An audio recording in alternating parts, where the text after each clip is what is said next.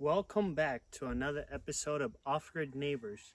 Today I am very excited because we are visiting my very good friend Zach, who lives in a very high elevation and experiences plenty of rainfall annually, the same issue we all experience here in Upper Puna. And he has cracked some codes and he's seeing incredible amounts of success. So stay tuned because I've learned so much from this guy and I know you will too. This is very exciting. Let's get into it. A lot of bees and butterflies and bugs. We caught a banana. Yeah, this is, I have this for jellyfish. Oh yeah. Yeah. Big fan of SpongeBob. This Yes. guy. So yeah, the basic principles here is just a lot of mulch. You want some input initially, so you want manure. But then you want to keep that manure momentum. So you need chop and drops, which is sunflower, ice cream bean, bananas. So even bananas are chop and drop. I like to say that everything is chop and drop. Okay. Yes. Cool, man. Everything is chop and drop. So, and you know what? Even a lot of bananas, like full bananas, sometimes I'm walking through here and I just, you know?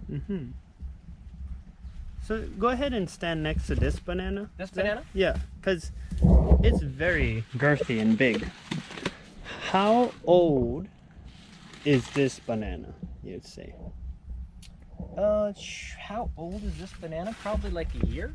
A year old. Yeah, nice. And good rack. It's just a baby. Yeah, it's just It's a baby, and it's already making babies. Yeah. Yeah, time really flies. You know, when your babies start making babies, that's how you know you've been in the game. Yeah. Yeah, you've been in the game a little while.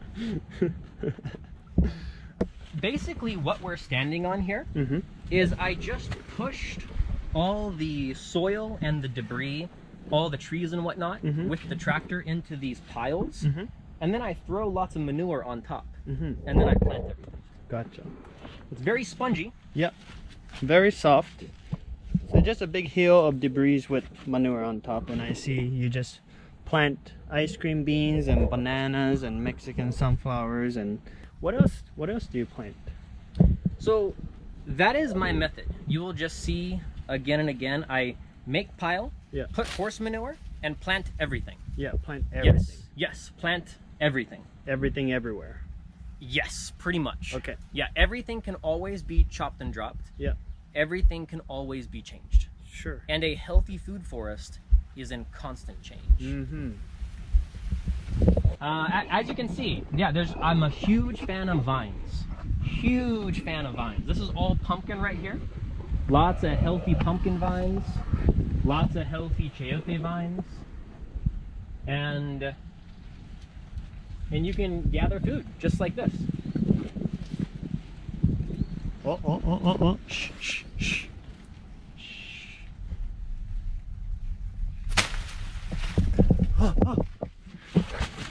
Oh.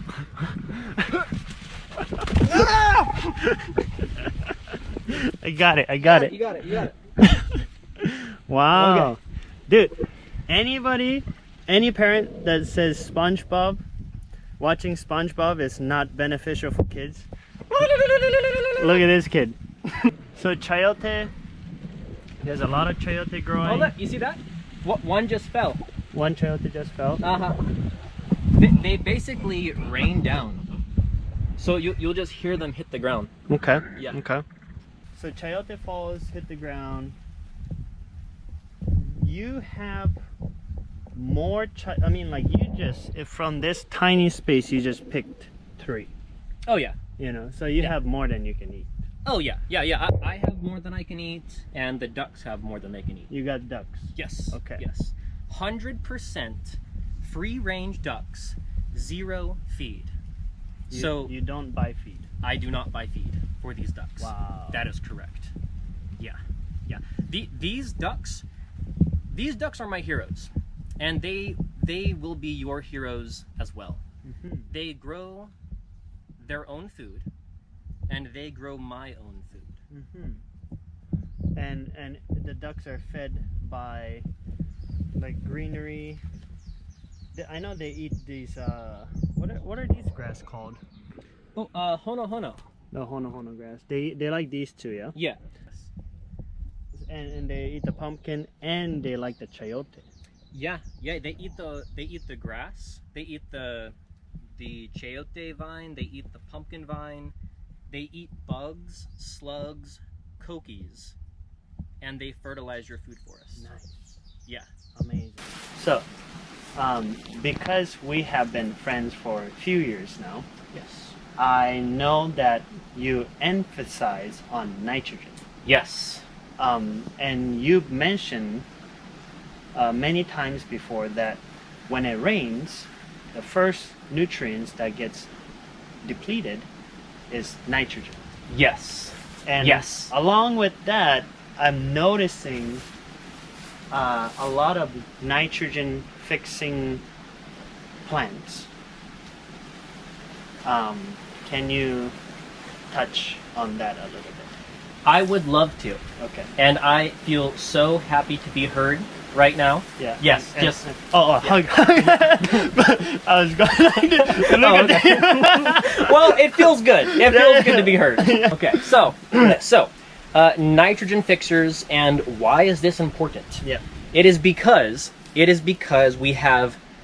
we receive a lot of rainfall, and we have a very small amount of soil that sits on the top of very porous lava rock.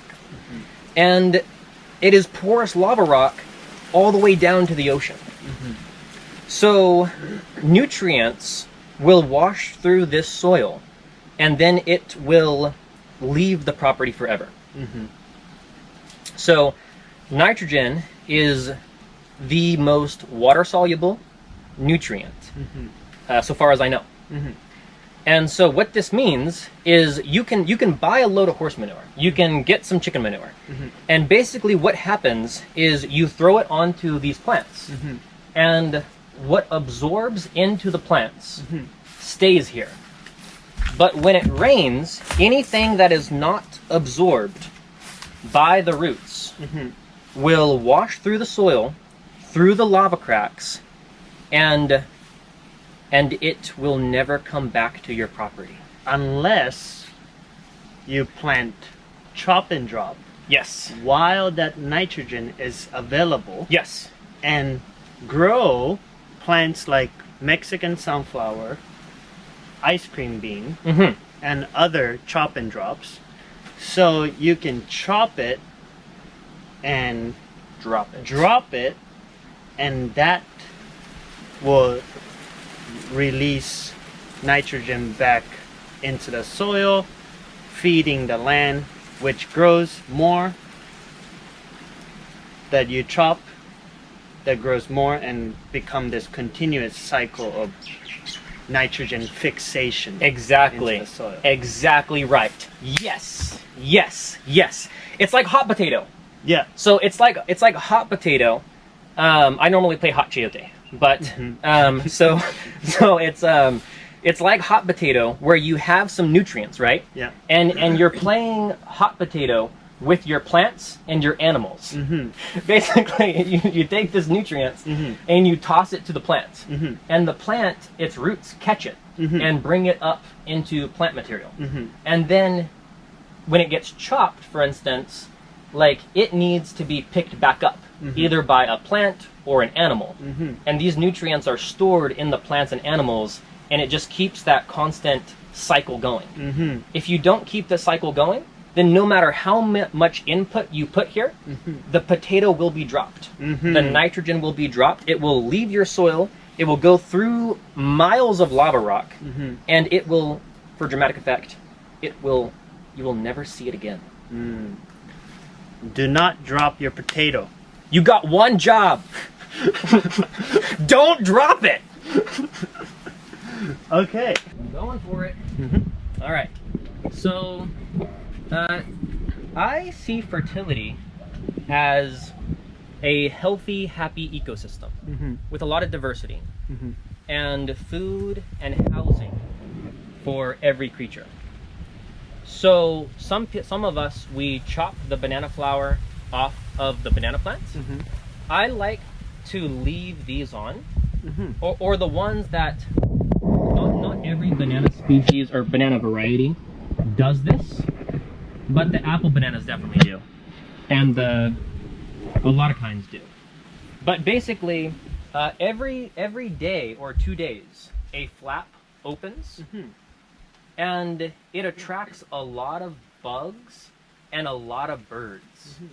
Like every day, be walking out on the hill with my morning cup of coffee and, you know, walking around doing hippie stuff, and I'll see these birds hanging upside down.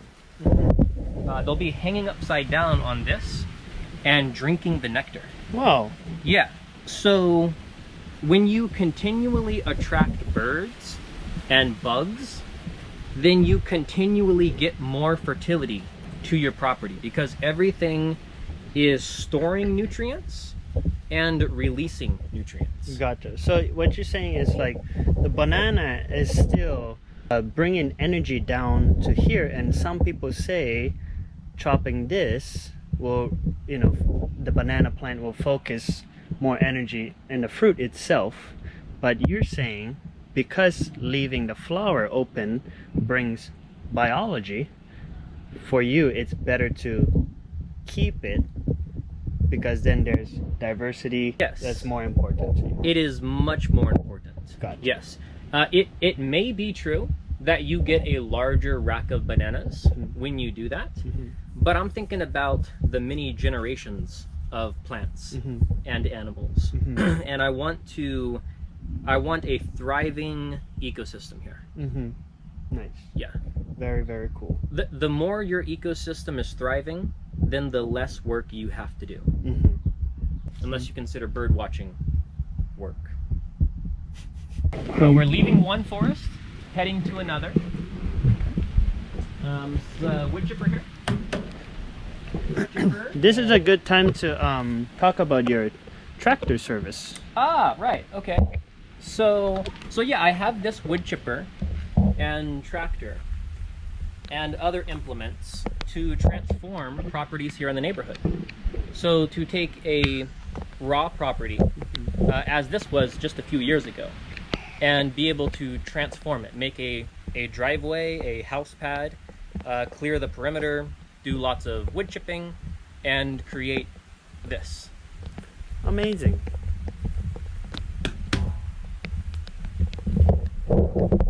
We have a lot of really good neighbors here. We have some very good neighbors. Clearly talented. Clearly talented. So Julie painted this, and basically I just asked her to look around her for inspiration and paint what she sees. Still gives me chills. This is so good. This is so good. Amazing. Yeah. Okay. Bananas. So you always kind of have like a constant supply of bananas like this? It's starting to become that way. Nice. Yes. Congrats. Yes. We are breaking through to that era of having bananas more often than not. Nice. Which is success. Yes, for sure. And we can make this happen anywhere in this neighborhood. Amazing. Let's go up on the hill. It's nice because you can overlook your property. Wow, look at the food forest. Amazing.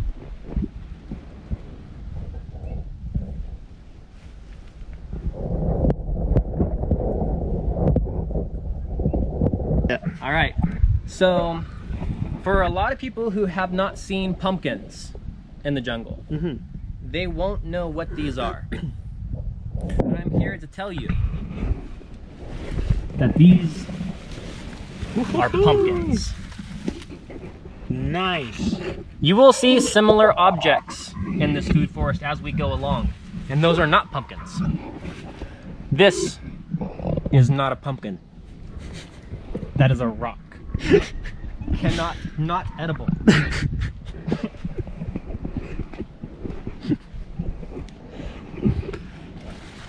Here's another pumpkin. Very cool. Nice. Pumpkin. Whoa, look at that. Pumpkin. Pumpkins everywhere. Pumpkins everywhere. Look at this. Oh, You see that pumpkin? Nice. Look at that pumpkin. Is that kabocha? That is a kabocha pumpkin right there. Okay, so you started this pumpkin, Uh-huh. and this is like a horse. Same method as we were talking about earlier, and you haven't fertilized this pumpkin. Oh, I haven't fertilized this in a very long time. Cool. I have not gotten any more inputs to this food forest in a very long time. Amazing. Yeah. And Very these cool. all this pumpkin right here. Like you can see all this pumpkin. Yeah. All this pumpkin, all this pumpkin. Yeah. It doesn't really allow nutrients to escape, Uh-huh. because if you look down, it's just constant crisscross.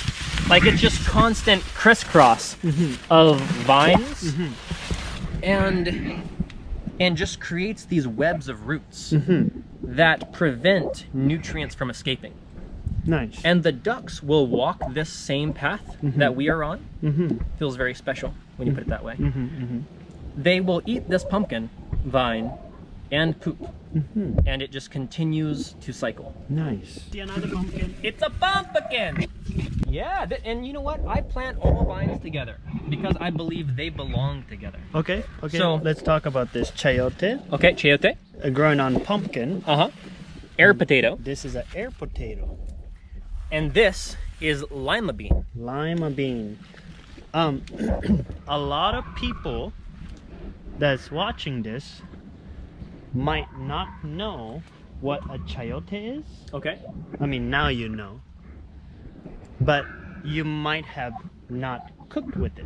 And so today, we're gonna pick some things around the garden here, and we're gonna cook and just show you what Zach's daily diet is like. Yes. And how he is so ripped. How can you be so ripped just eating off of your land? And we will tell you.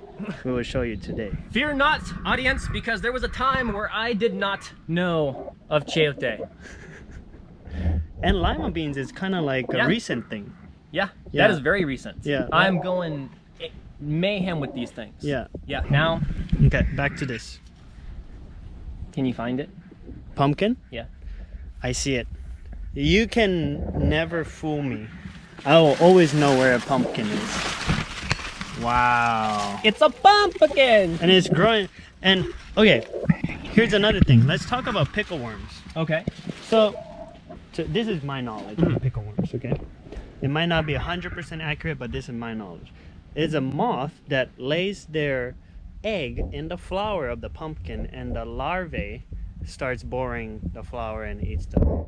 So in order for a moth to do that, it needs to find the flower.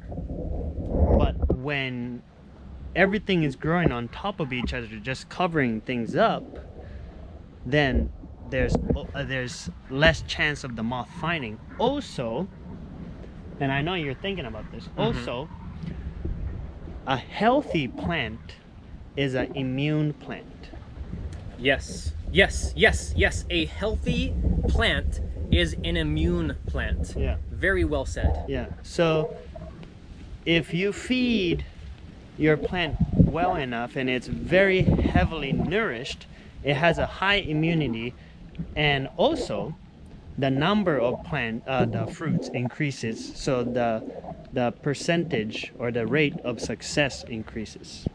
So Yes, as well. good job. One more thing. Okay. When you have a diverse ecosystem where everything is fed and housed, then you have birds that like to snack on pickle worms. So the more places you have to live and the more food you have for things to eat, so long as everything is housed and fed, then there will be balance. Amazing. Yes. Cool. So awesome. Which is what we're all about, housing and food. There's booby traps everywhere. Oh yeah. So. Bear traps. Yep. Well, yeah, so we're back to the vines here. Back to the vines. We're back to the vines. You can see a lot of lima beans. Crack one open for us. Okay. Let's talk about lima beans. Let's see what it looks like. Okay. So this is a smaller one we just picked, but it gets way bigger, and it doesn't look like much, but when it's big, like each pod big like this, it really makes the harvesting process easy. You know, instead of meticulously picking out, like, say, pigeon pea. Or Yeah, pigeon pea are way more tedious. Yeah. That is why they are called pigeon pea, Yeah. because they are for the birds. Oh, okay. These are for us. So, yeah, vines on vines on vines. This is lima bean, pumpkin, chayote, and air potato. Okay. And there are lima beans everywhere in here, as well as bananas, and then check it out, a chayote. Chayote. This is insane amounts of food growing in small area for the amount of food it's growing. It's very dense. And I see that it needs to be that way so that the nutrients does not leave. It's kind of like almost like a contradiction, like from a lot of traditional farming logic, because they're like, well, if one plant is too close to another plant, then they'll fight over nutrients. But you are completely flipping the script and saying, no, everything needs to be planted together so it can keep the nutrients. And when you plant a food forest, the only clearing you should ever need to do is chop and drop. So you should never need to do weeding because there are no weeds. Everything is chop and drop. The sunflower, the bananas, the pumpkin, the albizia, huge fan of albizia. All these plants are chop and drop. Okay. And it's very easy. It's much easier than weed eating or weeding. So I know people will freak out hearing about albizia, but albizia is like the easiest tree to maintain if you keep watch over. Like, if say you have a 10-foot tall albizia tree, how quick would it be to top that and chop it up and like make mulch? With a spinning back kick, I could take that thing out in like a second. Yeah. But it's really kind of that easy though. It's like super hollow and brittle, and it breaks down quickly, and it's very high in protein. Yeah, and high in nitrogen.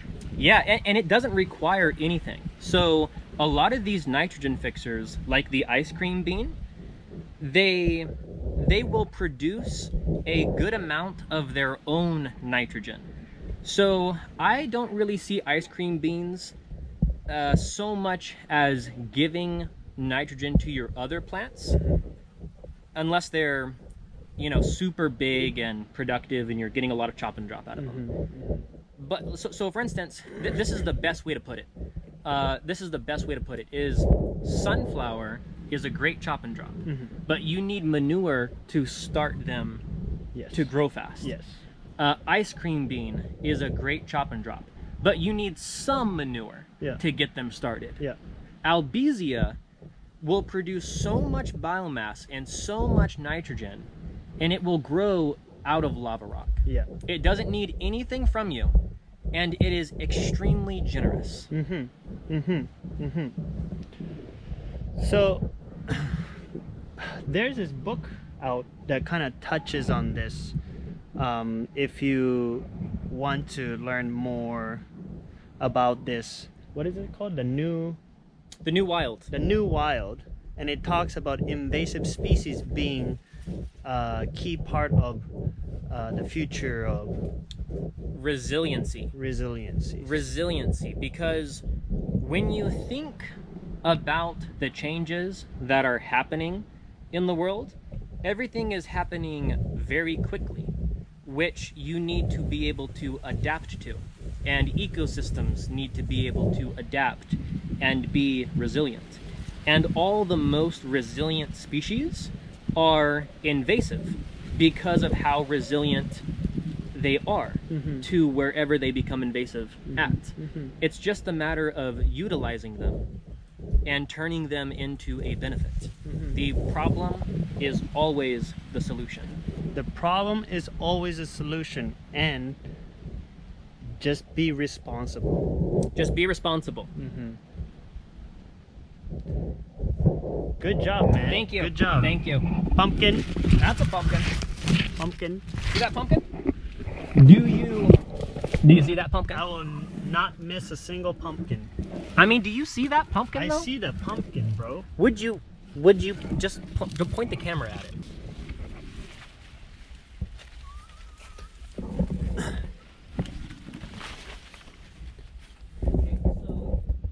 So you guys know, and this is just a dead ohia up here, and I just, again, plant vines on everything. Gotcha. It will rain chayote, it will rain food, we'll solve world hunger or something, you know? Would you guys like to see the bathroom? Yeah, let's see the bathroom.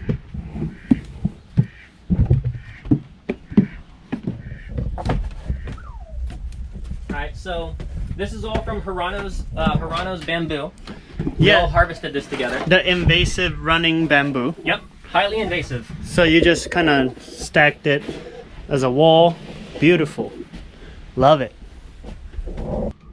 Would you like to explain how it's a flushing toilet? It is a flushing toilet, yes. Yep. Yes, so I know a lot of you guys are huge fans of composting toilets. So that is what this is. So what I always do here is first you wash your hands. Yep. Always wash your hands before you use the restroom. Okay. So when you have the water flowing, washing your hands, then you can see the pipe. The pipe fills up the toilet.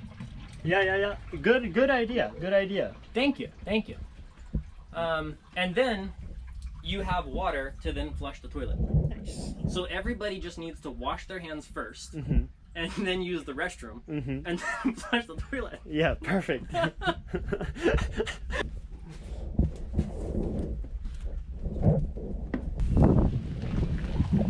All right, here we are at the bottom. Here we are. Tell me what you did here, sir. Okay. Alrighty. So this is an IBC tote, and this is not only a earthworm composting bin, it is a every kind of bug type of composting bin, which is much better than just earthworms because it is more resilient. There are more species included. There's a community of happy, healthy organisms in here. And I just want to point out real quick that there is no smell. There's zero smell. There is no smell. Yeah. There is only smell when you are in the act of using the restroom, and that is on you. That's your fault. That's you, buddy. Not my system. Alright, cool. So, just to reiterate what this is, what are we looking at? You're probably wondering. Alright, so this is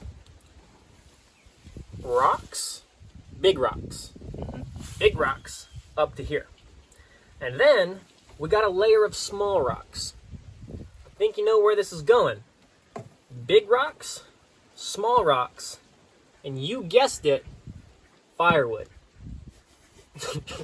How would you guess that? Natural conclusion. Go from large rocks to small rocks to firewood. It's just basic stuff. Common sense. Everybody should know. I shouldn't even be talking. So, 25-gallon buckets of biochar. Filled this baby all the way up. Almost all the way full. And I thought to myself for a moment that I might have been a fool for filling it all the way up like this. But I had confidence in biology. I only left this much space for the humanure and toilet paper and anything people will flush. Oh, you flushed toilet paper in there too? Oh yeah, 100%. I flushed the toilet paper, the cardboard, anything that is organic. Really? Anything that is organic can go in there. Wow. Yes. So, basically what happens, even though there is only a very small amount of space for material to land right there, it is instantly digested by a lot of happy, healthy organisms that are just waiting for you to flush the toilet. Soon as it flushes, there are black soldier fly larvae. Boom. Earthworms. Boom. All sorts of biology. I even flushed a few lizards and snails down there. Basically, anything that lives among these grounds is inside there. Nice. So they're very hungry. Yep. And they get fed every time the toilet is flushed. Yep. What about liquid?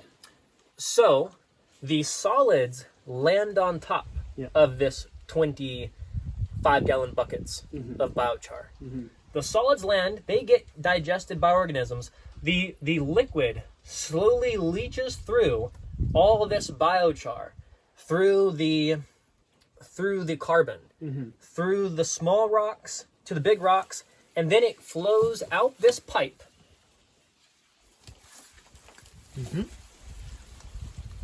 We can follow the pipe.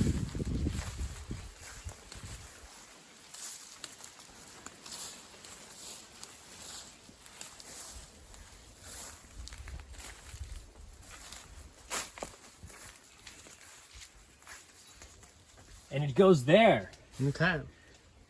To the bamboo patch. Okay. And cool. the ice cream bean trees.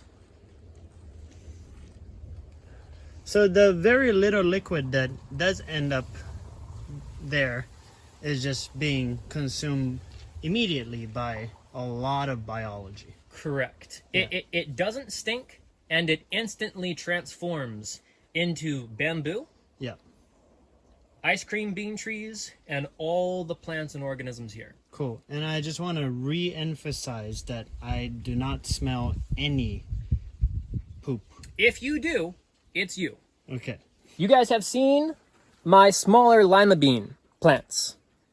Now you get to see what they will become. Okay.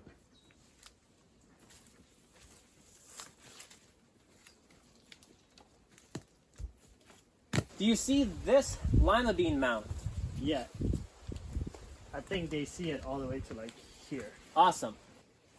All this lima bean has come from one seed. One seed.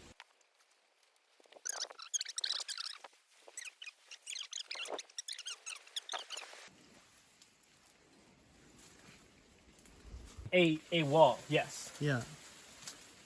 That is so cool. And look at this. Look at these. Yeah, that's Look. a lot of beans. Check it out. Check it out. Yep. Beans, beans, Yep. beans, beans. There's just so many beans. I mean, would you look at them? Would you look at all these beans?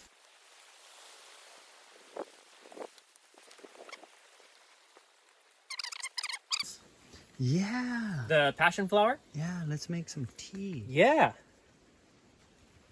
Makes you relaxed. Okay. Relaxed and sleepy. Moderately. Okay. We got some beans. There's a lot of beans. There's quite a bit of beans right here. Yeah, that's a Oh. lot. That's a lot of food. Oh, there's more to come too. Yeah. There's a whole lot more of these babies. Boom! Nice. Beans! Oh yeah, so all the shoots too. Yeah, I throw all these. This is a pumpkin shoot. So pumpkin shoots, chayote shoots. Okay. The tips, yeah? Yep, all the tips. Super, like, juicy, healthy.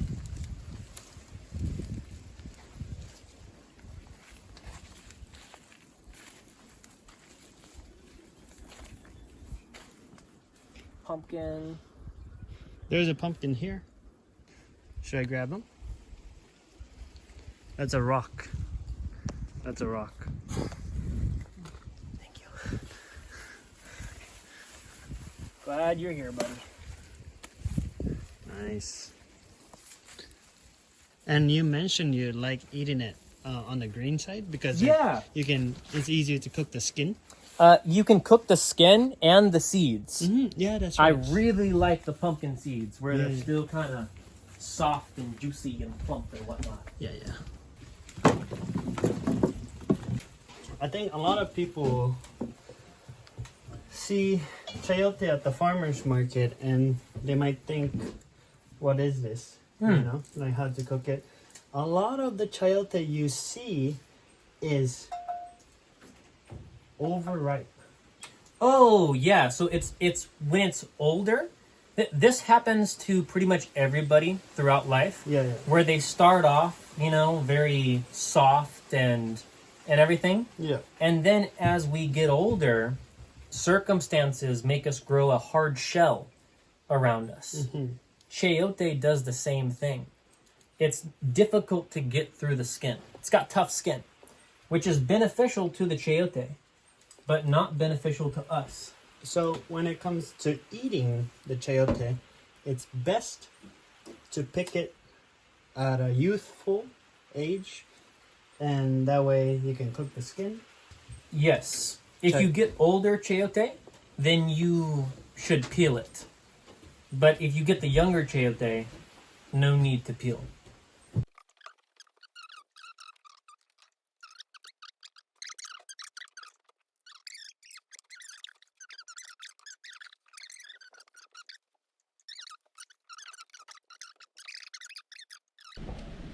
Alright guys, we're on our way to some of the largest banana plants in Fern Forest that we know of.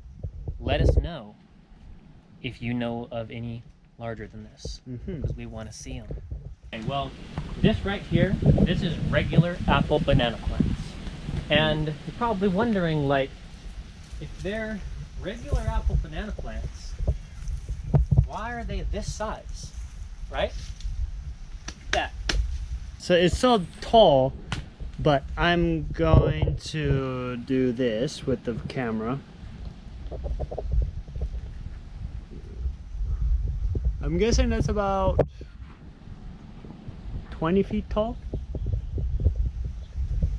Everybody asks me, everybody asks like what kind of variety is it? And so I got this from the neighbor, the next door neighbor. Yeah. Same bananas, same tall apple bananas. And then people ask me, they're like, bro, like how much soil do you have right here? Yeah. And then I do this. You're standing on rock. Yeah.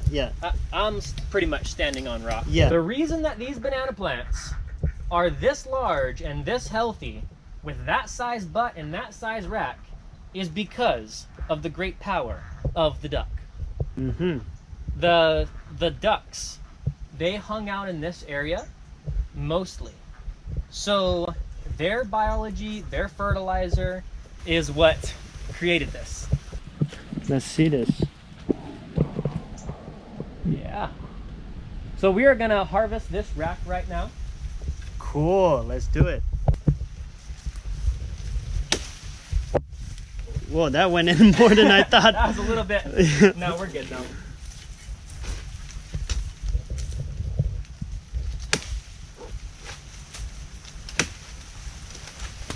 All right. Just like that. Then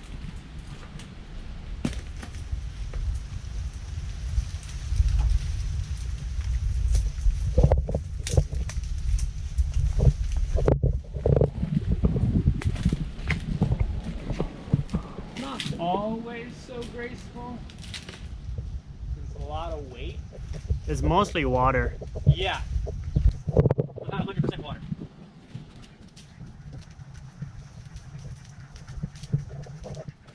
I hope I look very strong right now. You look very small, actually. I'm tiny! You created a monster. Yeah.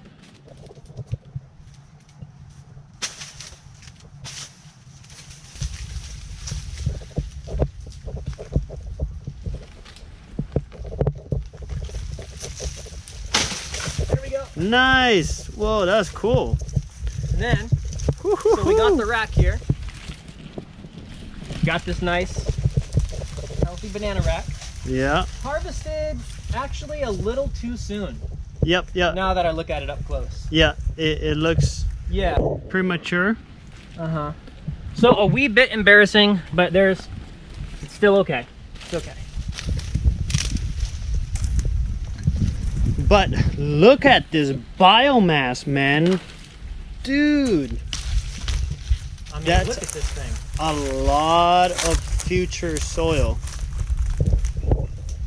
That looks fun. That looks fun.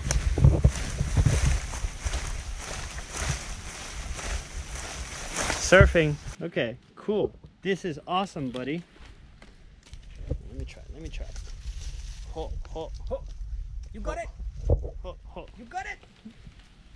You're doing it. No hands, because I have 2 cameras. Think happy thoughts, Mr. Tony. Think happy thoughts. Think light, think light.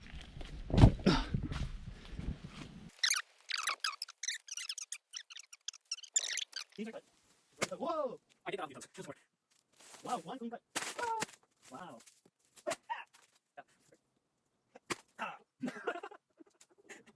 So, cheers, buddy. Thanks for having us. So here we have passion fruit and mulberry leaves and passion fruit flower. He gave me a little nasturtium flower in there. And a lot of floating particles from his teapot. Yes. Mm-hmm.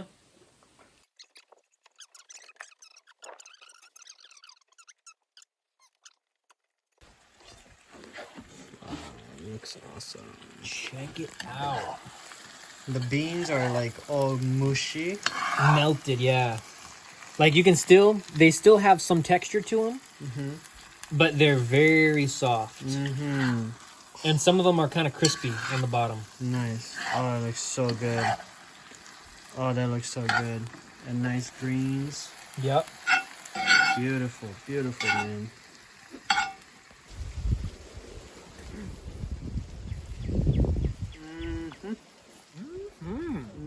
Oh yeah. So, pretty much like everything except for the oil and salt and seasoning. Yeah. It's all from this land. It is all from this land. Everything except for the oil, the salt, and a little bit of curry powder. Everything else has been grown by the duck. And it is incredible. It is so good. It is absolutely incredible. I really like the mushiness of the beans and how it kind of it's like a paste. Yeah. It gives it like the nuttiness to it. Mm-hmm. And potatoey. Mm-hmm. And then the greens are still chewy. Mm-hmm. Like very nice and chewy. And the greens are the texture. Dare I say it? This is quite romantic. Mm-hmm. I feel I'm already getting stronger. Is how. That is the sensation. If you guys are wondering how this feels like you're already getting stronger. Clean energy. This is a question. Have you ever eaten a meal with no preservatives in it? Zero.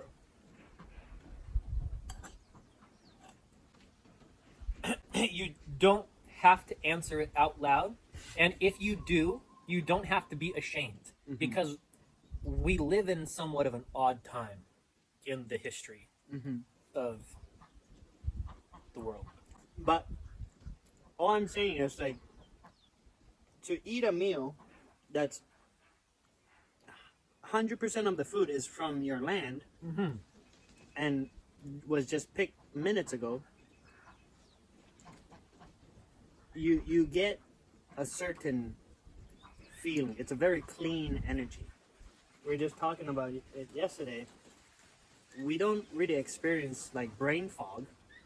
You know, we have very good digestive system working, but when we go out, you know, in society and we go buy like a food from the market that has preservatives, immediately we start to feel drowsy and we're not thinking clearly. Well, I was just daydreaming while we're eating, and I somewhat get used to eating like this.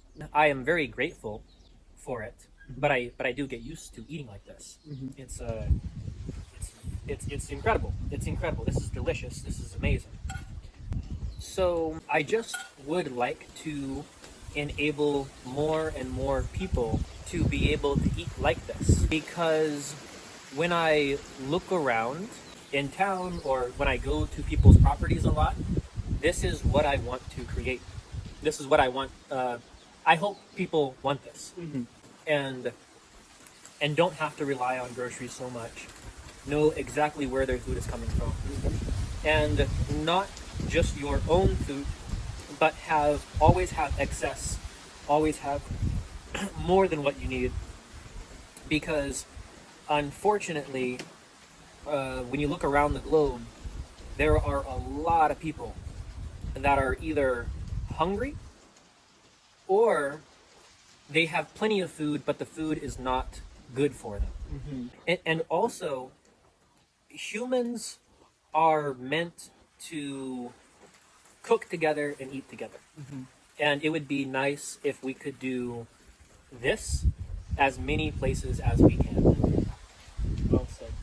So with that concludes another episode, and this was a very special episode for me because this is my passion and this is his passion, and we just want to see more and more people just eating mass amounts of food from their own land, and we believe that that will be very beneficial to the world, to the environment, to your neighbors. We just want to, you know, make our community a little bit better in the way we know how to, and this is how we know how to. Yes. So thank you guys for watching, and we'll see you again, hopefully.